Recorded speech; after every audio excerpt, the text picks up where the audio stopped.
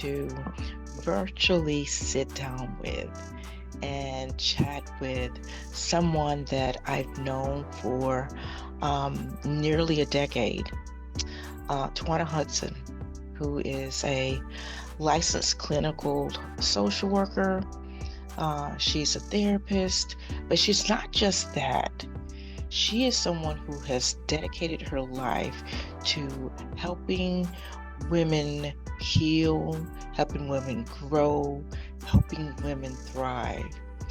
She is the CEO and founder of Beyond the Root Counseling, where she does just that.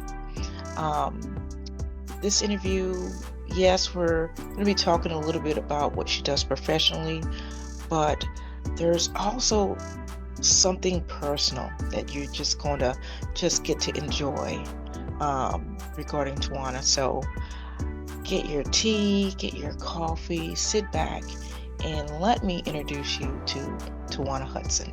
Enjoy. All right. Tawanna, Tawanna. Thank you so much for agreeing to be a part of Black Girl Recovery's Leaders in Their Field series.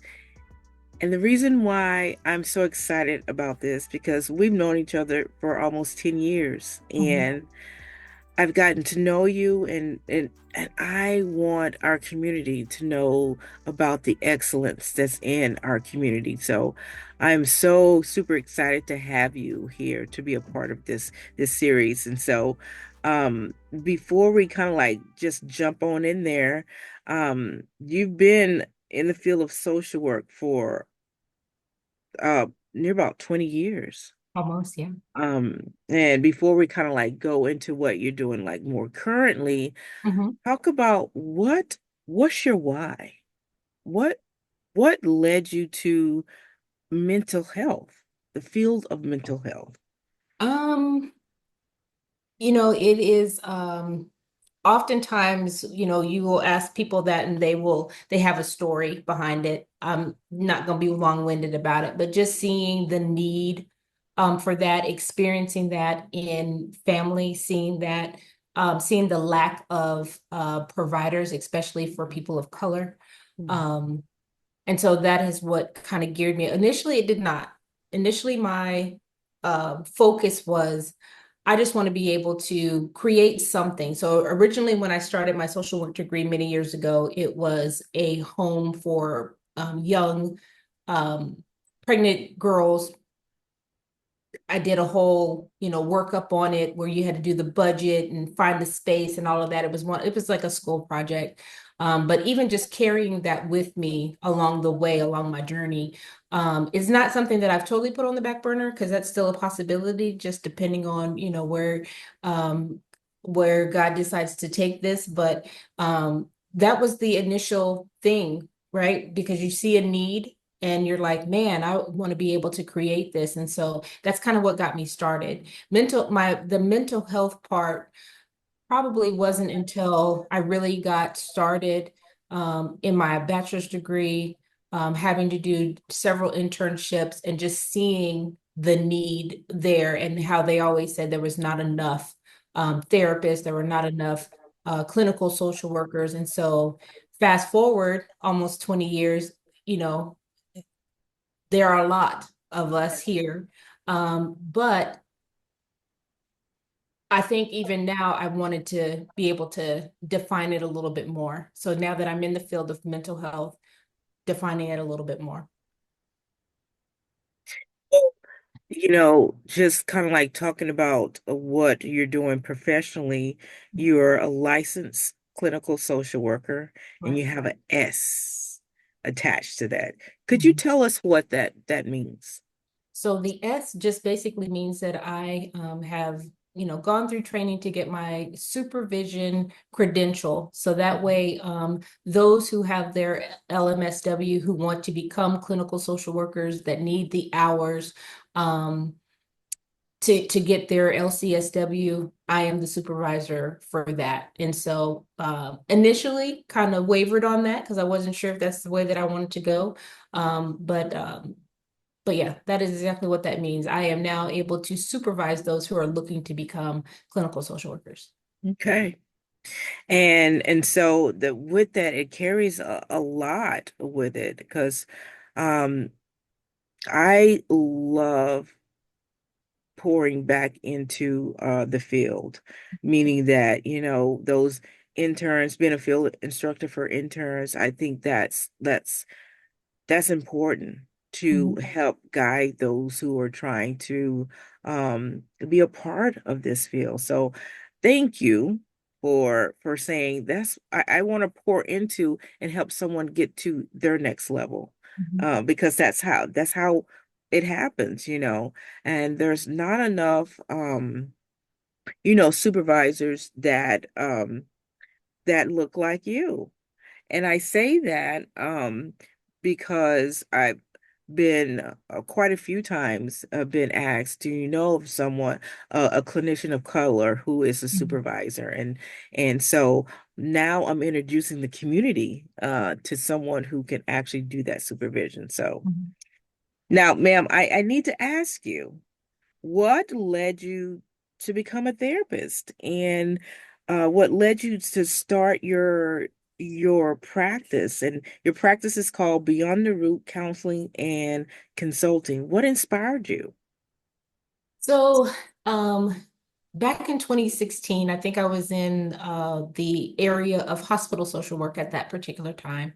Um, Getting ready to go into getting my supervision hours. And so I really, at that time, wanted to do it because that was the thing that needed to be done, right? That's your next level, so to speak, if you wanted to kind of soar, prosper in the world of social work, right? You need to get your clinical license. And so not really understanding at the time what that meant, that, it would be servicing those with, mental health challenges, servicing those who are suffering with anxiety and depression.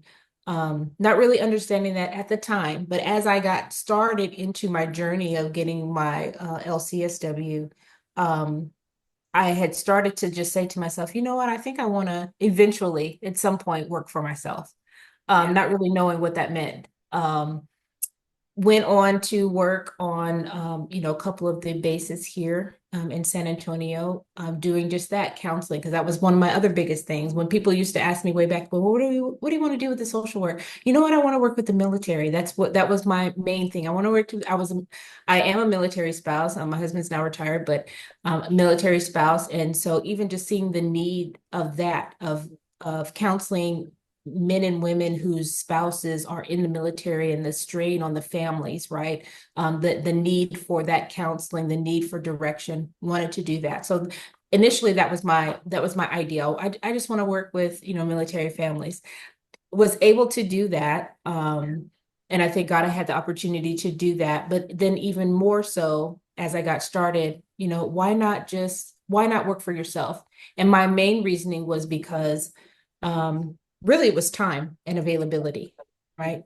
Um, Not to trying to find the best way to put it, but it is nice to be able to work alongside people. You have that camaraderie, right? Your peers are available. But in private practice, it is another level of availability for your family, availability for yourself, taking care of yourself and what that looks like. A lot of times in our field, we don't take care of ourselves, right? We're helping everybody else do everything, and we're not taking care of ourselves. So even with that, there were some things that happened prior to 2021 where started to look at and needing to take care of myself, my physical health, my absolutely mental health, being burnt out, and just trying to figure out what's the next step, what do I want to do. Yeah. So eventually, and really honestly, and I know that you hear this probably a lot with folks, but during the time of the pandemic, it's really what kind of, you know look and see what's happening around you, um, because we were then labeled essential workers. And so what Yes. does that mean? What does that mean for me? You know, can I be let go or laid off in my field? Not necessarily, but I think at that particular time I was looking to see how I could start working for myself. And then Yeah. that's just talking with some peers, kind of seeing how to start, you know, your own private practice. And I started it October 2021, part-time while I was working a full-time job. And then eventually in 2023, just decided, you know what, I'm going to take the plunge. I'm going to go ahead and start full-time on my own and started that. So I had already established, you know, some clients.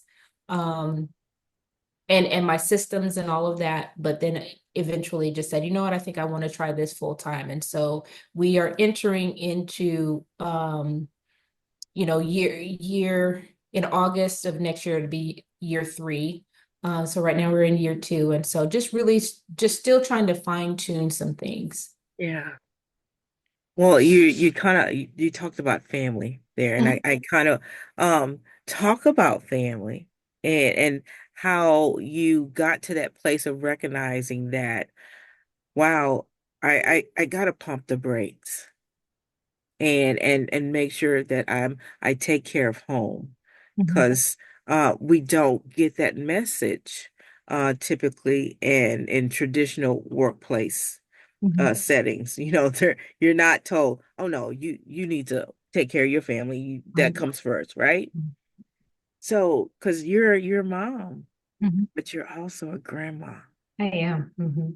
So, just talk a little bit about um how you making that decision has, you know, benefited.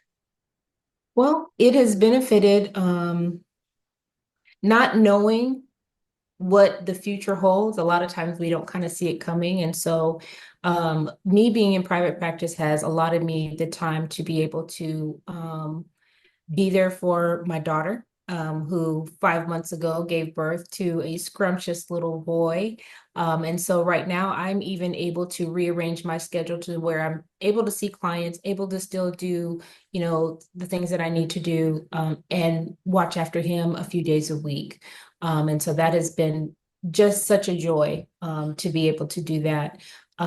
Give her ease because being a first time mom, you know, you don't want to take your baby to daycare, and so giving her that ease that he is with, you know, someone, myself, and then also his other grandmother, um, he is with people who love him and who will nurture him and watch him grow. So that was one aspect of it. But not knowing, Donna, what my husband and I were going to encounter, September, it started September of um 2022, where Mhm. my brother-in-law he had a stroke.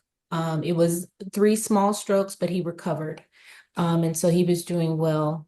Fast forward maybe a year later, he had another massive stroke, which left him unable to care for himself.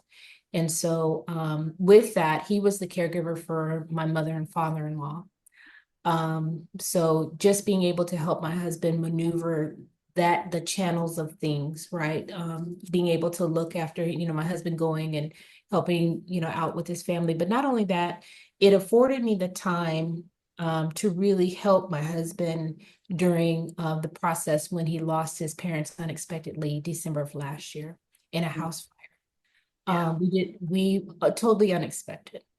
Um, and so we then he lost his mom and dad in a house fire in December. And then fast forward February of this year, you know, his brother passed away from the complications of his stroke. And so just being in private practice has allotted me the time to be able to, one, grieve the way that I need to grieve without fear of, am I going to lose my job because I have to take all this time Yeah. off? We had to travel a whole lot because our family is not here in Texas. Um, so we had to travel several times. Not only that, but just being available um, to hold space for my spouse while he's grieving the loss of his family. And so being in private practice has allowed me to do that. You, when I say that the fear of because you only get so much time off for bereavement leave, and then you're expected to come back and perform. And so even during that time when you're checking in with yourself, making sure that your mental health is okay, before you see clients, in private practice, I have the opportunity to do that. Yes. Have the opportunity to say, I'm not 100% or I'm not even 80%. And so what does that look like for the people that that I'm currently seeing, Mm, and if I can rearrange a schedule, then I can do that. And I'm very grateful that I have the opportunity to do that. that's good. I'm so glad that you had that ability to do that because in traditional workplace settings, Mhm. um, when that bereavement sometimes is 3 to 5 days, and you're right, the expectation is we need you back, and we need you present to perform, Mhm. and I feel like we don't necessarily um, grieve properly in the US. I'll just put it like that. There's certain cultures that actually say no. We need to spend this time Yeah, to grieve this loss. And so yeah, I'm glad that you're able to do that. yeah. So that leads Mhm. us to this next question That. because you really do take such a thoughtful and holistic approach to your therapy. Um, where you focus not just on, emotional health, but Mhm. also the physical, social, and spiritual well-being. The question is, why is it so important to you that therapy addresses all of these areas? Because all of these areas make us who we are. Whether or not we have a spiritual side, some folks have a higher power, some people have something that they believe in, right? That to be able to do that. So looking at um the whole person, not just the mental illness, not just the label, right? I have panic attacks, or I have anxiety, or I have depression, or I'm schizophrenic, not just the label of the disorder, but are you feeling your body the way that you need to feel your body to feel better? Are you getting proper rest? We talk about sleep hygiene a lot. So that's one of the things that I do when I have an intake with my clients. That's we address that first. What does this look like for you? When was the last time you actually saw a doctor? And if you haven't seen a doctor and you have insurance, why are you not seeing a doctor? Just to make, because we want to be able to, we don't want to, this is what I found out, even in my own personal life, Donna, I have found out we don't want to wait until there are problems to address it. We want Yeah. that we want that maintenance. You need to be able, just like and this is how I put it to my clients, just like you maintain your car, you're getting the oil change, you're getting the filters changed. We need to make sure that our bodies, because our bodies are ultimately the vehicle that helps us do what we do day to day. Um, we want to be able to make sure that we are fueled properly through our nutrition, through our sleep hygiene. Are we getting some type of physical activity? Are we moving our bodies? We just in the research that I have done, most women of color, specifically African American women, are low in vitamin D. Vitamin D is essential to our mood, that depression that we have. And so I'm asking, if they're telling me, I'm asking how long have you felt this way? When was the last time you seen your doctor? Do you know what your vitamin D levels are? Not that I'm giving medical advice because I can't, but I'm wanting them to be inquisitive about themselves. So going to your doctor to be to appear to be informed about yourself, because that you have to be able to advocate for yourself when you go to the doctor. So many times we see, especially women of color in the not only the mental health space, but the medical arena, we're pushed aside. Pain, we're saying we're in pain, and it's like, well, we can't find anything, nothing is wrong. It must be mental. And so being informed about how your body operates, that's what I want to bring people to. And so with that, like you said, holistically, are we moving our bodies at least 3 to 5 times a week? And if not, start out with baby steps. Are we eating properly? Are we fueling our body so that way our minds can be clear? Our brains have, the juice that they need to run. And then, like you said, spiritually, do we believe in something higher than ourselves? That we can look for, that we can have faith in, that we can have hope, because a lot is going on right now. That's good. That's good. Because actually even spoke to how we tend to not focus on our whole self. Mhm. I'm speaking from a personal place because when growing up, I don't think I rarely saw my parents or grandparents go to the doctor. Yeah. Rarely. Mhm. And there were times when they would be in pain, Mhm. but they would just suck it up. And so that kind of like trickles down, Yeah. right? And then you become the adult and you just kind of like put things off. Yeah. You're saying we need to be proactive. Correct. We shouldn't wait until something breaks down Correct. because how do we treat our car? We'll make sure we get it and get it maintained, Mhm. right? Mhm. And we're even more vitally important. Yes. Uh, Thank you for that. All right, so now, because you spoke about women Mhm. and you work a lot with women Mhm. facing some tough challenges in life, such as trauma, anxiety, and depression. So, how do you help them not only work through their struggles, but also find a sense of growth and healing in the process? So I like to, when I meet clients, when I meet individuals, when I meet young women, I really want to get to know who they are. And what I tell them is, this is not me knowing everything to be able to tell you how to live your life. I don't know that. I don't, we don't know each other. We're going to get to know one another.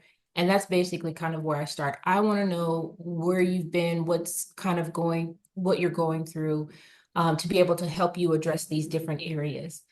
Sometimes, Donna, what I find is that we are addressing one issue and another issue will appear, right? That has Mhm. been laying dormant, that they've not spoke about in a while and it comes up. And so, um, how I help them find a sense of growth is looking at them as a whole. Again, I've picked up a little exercise that I do with them where we do what we call a self-concept wheel.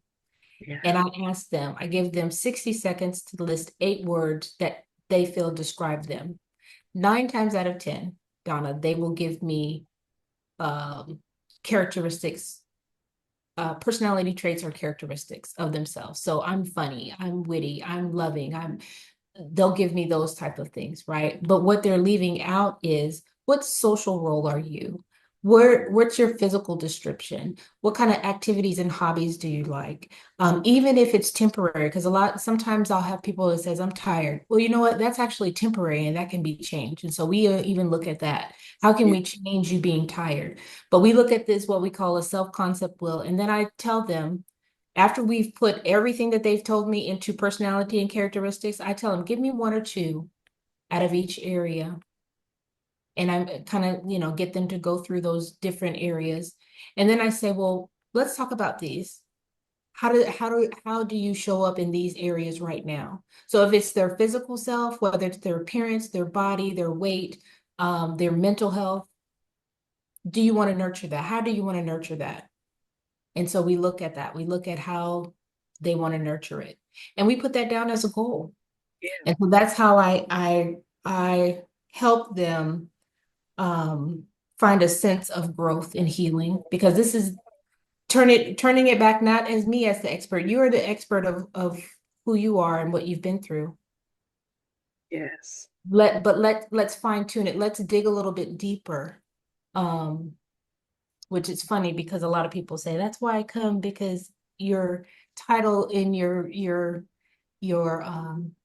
in your business name is Beyond the Root. Absolutely. We want to go beyond the root of things and dig it out and be able to find that person and have them create a sense of healing, a sense of wealth and worth, so that way they can function. That's powerful. That sounds like a truly powerful activity. Mhm. Because it's actually saying, okay, I hear that, but go deeper. Mhm. Oh, that's good. That's good. Okay.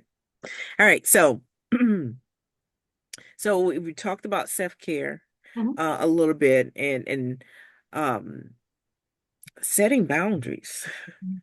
is self-care, right? And these are huge topics that you talk about with your clients. And I know many women who struggle with putting themselves first, Yeah. uh, due to, you know what, societal kind of conditioning. So, question is, what would you say to someone who feels like they can't make time for themselves or set boundaries without feeling guilty? Well, we look at one, why there's guilt. What's the underlying reason for the guilt?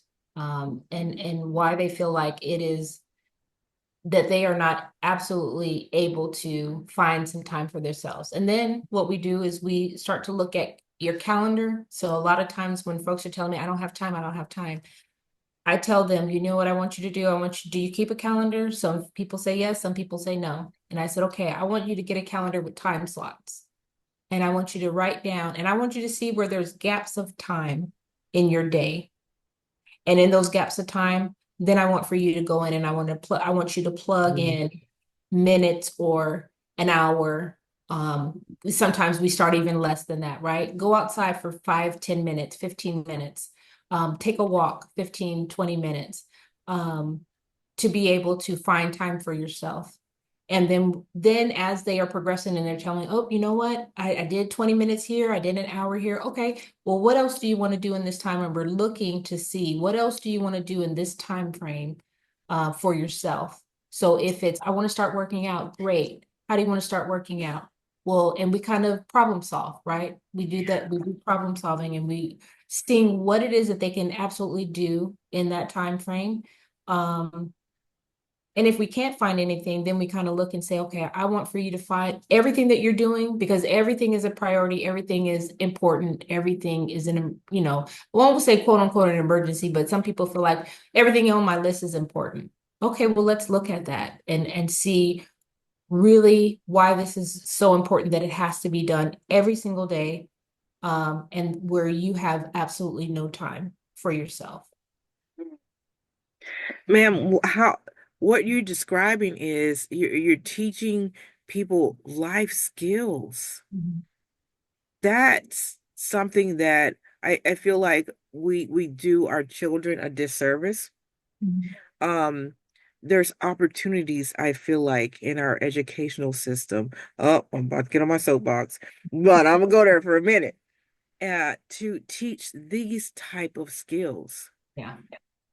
This is what really is going to serve them well in adulthood, and not necessarily so much being overly focused on um, Texas history, or Mhm. you know what I'm saying? Teach these kind of skills, Yeah. um, because if not, we will continue to have these rigid Mhm. um, ideas about boundaries and time. Yeah. And I like how you said, no, you challenge that their relationship with the idea of time and say, Mhm. let's look at that. Mhm. So and that's a life skill. Yeah. That's beautiful. Yeah. We might have to, need to sit on your couch. All right. Oh, second to last question I want Mhm. to ask. So it has to do with the fact that running your own practice is a huge accomplishment. Mhm. So, what's been the most rewarding part of this journey for you? Mhm. And where do you see Beyond the Root going in the future? Wow.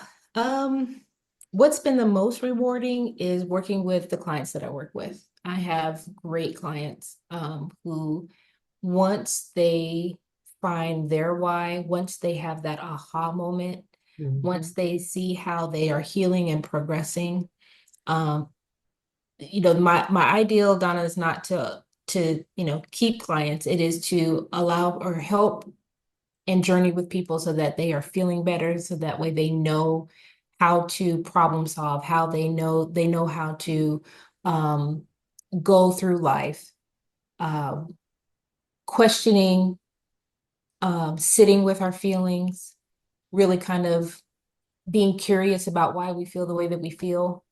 Um, those are the moments that when I don't even say terminating, I just say graduating clients, to where either we're not going weekly anymore, we're not going monthly, maybe even just a check-in here and there, or they are going through something and they've found that the tools um, that they've learned are not really working. And so even looking at what else can I do, just monthly check-ins, those kind of things. That's what brings me joy and pride. Seeing that people are healing, that they are getting down to the root cause of, a lot of people say, well, I just want to know why I act the way I act. And I say, are you ready? Because buckle in, we're gonna journey. Um, that's what brings me joy, is working with people. What I find challenging, uh, that not everybody is ready, and I accept that. That sometimes um I mean, life is already hard enough. Yeah. And so my main thing is I just want for people to be well, to live your absolute best. And I even say, are you living your value-based life? Are you living out your values? Some people will say yes, some people have no idea what that is. And so we even look at that. Um, what is challenging about what I do is the way that we look at mental health, the stigma behind mental health, insurance, um, all those things are challenging within itself. Um, yeah, that's what I find challenging about what I do. Which is like sounds like a systemic beyond our Yeah, sometimes our control, you know? absolutely. Yeah, out of our control. So what do you see in the future for Beyond the Root? Well, you mentioned earlier when we were talking about my supervision credential, and so hopefully getting that piece set up. Because even though I have the credential, it is not set up to where I am actively taking folks. I want to make that, very clear. So, but that is coming. That is coming in 2025, looking at how we can do that. Not looking at starting a group practice just yet, because that's Mm. not where I'm at, but looking at how I can start supervision and afford folks to have the experience that they need to get their license. That's number one. Number Mhm. two is more consulting. I want to be able Mhm. to use the knowledge that I have, um, to be able to lend that my voice to different things, different Mhm. causes, different um, areas in mental health. And so hopefully with that, being able to do that. I won't say speaking engagements, Miss Donna, because I don't speak. But who knows? Right now. Right. Right. I'm leaving some things open because I don't know what God has in store. Yeah. Um, but being open to whatever it is that he places in my lap. That's what I'm trying to ready myself for. Hmm. Mm. This has been great, Tawanna. I'm so pleased to be able to share you um to our community in a more kind of like um on a platform because what you're doing is transformative. Um, you're helping people actually probably live life for the first time, all right? Because sometimes we don't even know why we are the way we are. And I heard you say sometimes someone will say, I don't know why I act the way I act or do what I do. And it takes someone to journey alongside you in a therapeutic way to help unpack or get to the root and go beyond the root of what the issues are, that people are able to then kind of like sometimes exhale Mhm. for the first time. So thank you for what you're doing. And I will make sure that in the description of our video, I Mhm. make sure that we have all the links to the website and how to contact Tawanna, um, because what she's doing, what you're doing is so important. So thank you so much.